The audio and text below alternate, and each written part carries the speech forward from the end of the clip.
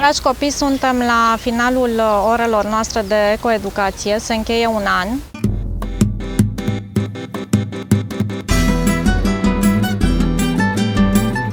Astăzi o să discutăm puțin aici, în mijlocul naturii, despre biodiversitate și despre ce ați înțeles voi în acest an, ce înseamnă natura pentru voi.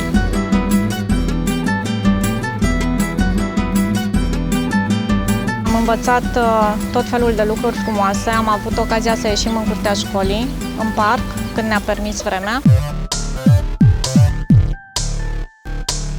Ce este biodiversitatea? Ce înseamnă cuvântul biodiversitate? Biodiversitatea înseamnă animale și plante. Animale și plante. Biodiversitatea înseamnă tot ce conține natura. Tot ce conține natura. Biodiversitatea înseamnă totalitatea organismelor vii și totalitatea mediilor de viață în acest. Teoria am tot învățat-o. Am auzit, am discutat, am citit de pe net, am citit din materialele pe care le avem la îndemână. Astăzi suntem aici pentru că aș vrea să simțiți puțin natura din jurul vostru. Întotdeauna ne ducem în parc cu colegii, singuri, cu părinții, cu prietenii și ne jucăm, alergăm, suntem atenți la oameni, dar astăzi vom face o altfel de lecție. O să stăm pe echipe, o să tragem la sol și formăm echipele, o să ne localizăm undeva în zona verde, da? Și stăm câteva minute fiecare dintre echipe și ascultăm natura din jurul nostru. Ce ascultăm? Sunete, da? O să auzim și tramvaiul și mașini, dar sunt tot sunete din viața noastră și le putem până la urmă scrie. Dar ne interesează sunetele din natură. Foșnetul frunzelor dacă auzim bătaia vântului, păsări, insecte, buburuze, tot ce auziți, da? Odată. Apoi, tot ce simțiți ca miros. Ce mirosuri sunt în jurul nostru, în zona respectivă. O să vedem, o să le identificăm, da? Puteți atinge iarba, puteți atinge scoarța copacilor, puteți atinge pietrele și sunteți foarte atenți la senzațiile, sentimentele pe care vi le transmită natura din jurul nostru. Această parte a exercițiului și a lecției presupune foarte multă atenție. Dacă simțiți nevoia, puteți chiar închide ochii, da? Ca să fiți voi parte din natură. Hai, o să tragem bilețele. O să vă alegeți o zonă unde vreți voi, lângă un copac. Uite, acolo este mai liber.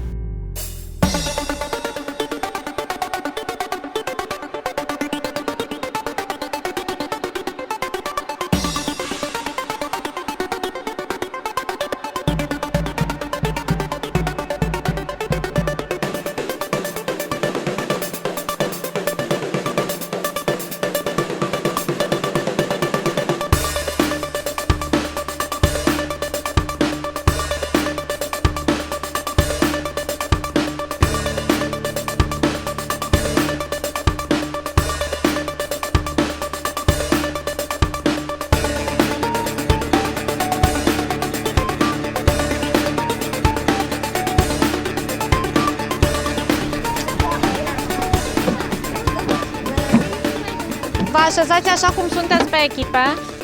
Vă dau câte o foaie echipei, da? Și veți scrie pe ea exact ce ați văzut, ce ați simțit, ce ați mirosit, ce ați auzit, după care le vom citi.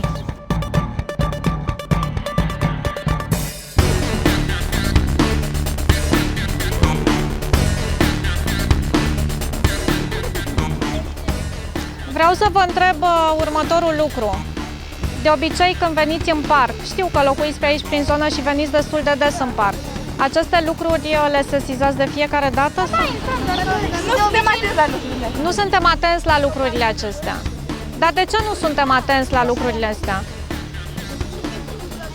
Suntem cu gândul la joacă. De fapt, asta e distracție și de acum credeți că dacă veniți în parc sau mergeți într-o pădure sau ieșiți cu părinții în natură, puteți să fiți atenți puțin la natura din jurul vostru? Ce am văzut? Flori colorate, frunze uscate, iarbă umedă și țepoasă, copaci înmuguriți și un miros proaspăt. Ce am simțit? Mirosuri proaspete, petale moi, parfumul florilor, rouă, natură umedă.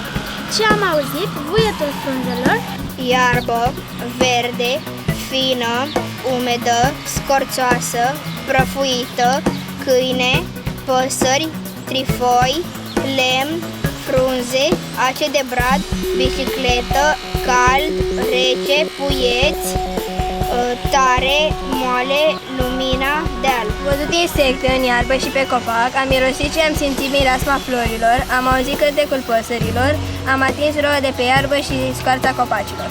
Iarba avea un miros foarte proaspăt. În scoarța copacilor am găsit foarte puține furnici. Se auzeau prin diferite locuri ciripitul păsărilor. Atmosfera era foarte liniștită datorită vântului care adia ușor. Ce înseamnă de fapt natura acum, în urma acestor ascultări și acestei atenții pe care voi i-ați acordat-o cele câteva minute? Prietenie, viață, un mediu. Ce ne oferă nouă natura, în general? Oxigen, casă doar pentru noi? Nu, pentru toate vietățile. Pentru toate vietățile de pe pământ. Deci ne oferă oxigen, casă, hrană, loc de relaxare, apă. Asta vrei să zici, apă. De aceea, pentru următoarea noastră etapă, am făcut niște bilețele. Și aici vă las pe voi să alegeți. Fiecare echipă își va alege, să zicem, echipa 1. Ce doriți dintre apă, aer, sub sau în pământ și pe pământ? Apă. Veți ține bilețelul deocamdată. Echipa 2. În pământ. În pământ, adică sub în pământ, da?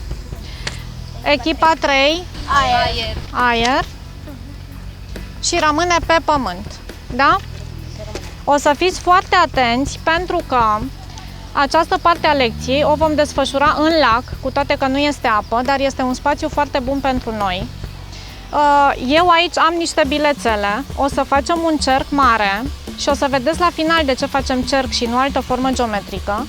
O să ne așezăm, ne amestecăm, nu mai stăm echipele așa cum suntem, da? Dar țineți minte fiecare din ce echipă face parte.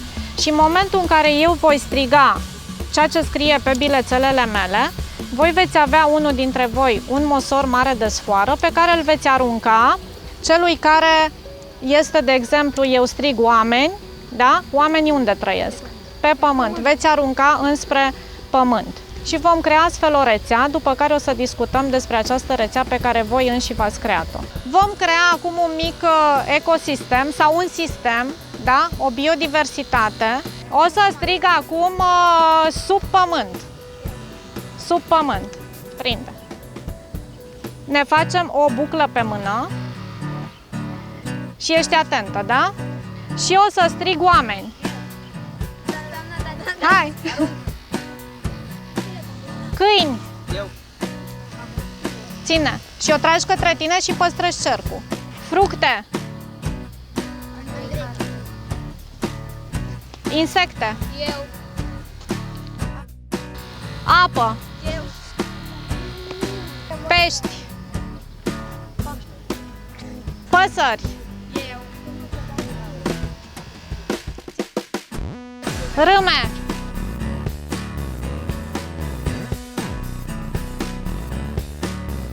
Arbori. Ciuperci. Ce s-a creat aici? O rețea. Ce fel de rețea? De prietenie, dar de viață. Da? Și anume, mâna sus, mâna liberă sus, pământul. Pe pământ. Pe pământ. Spuneți-mi, vă rog, pe rând și tare, toate elementele care le găsim și trăiesc vii pe pământ. Fiecare elementul lui. Arbori. Plante. Ciuperci. Cine mai are? Flori. Câini. Și mai e ceva foarte important. Iarbă. Insecte. Și oameni. Bravo. Sub pământ. Ce găsim sub pământ? Râme? Era râme, rădăcini. Da? Rădăcini. Apă. Ce găsim sub apă? Păi ce găsim sub apă? Alte elemente. Pești și alge care era la mine. Da? Și ce mai avem în aer? Păsări. Și altceva mai... Insecte. Și cam atât am lăsat eu în această biodiversitate.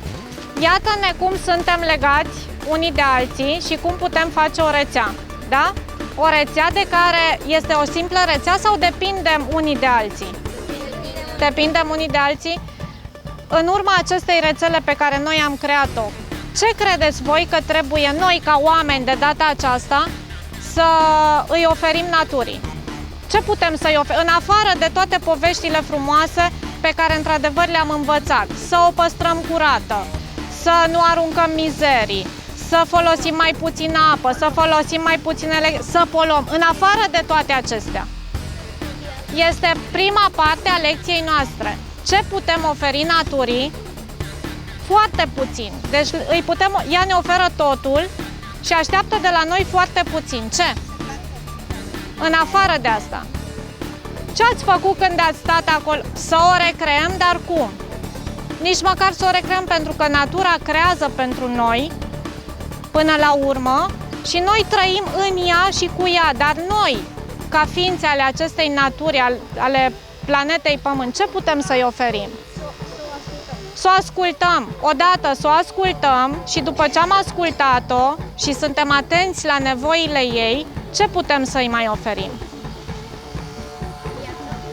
Viață putem să-i oferim pentru că o îngrijim, da?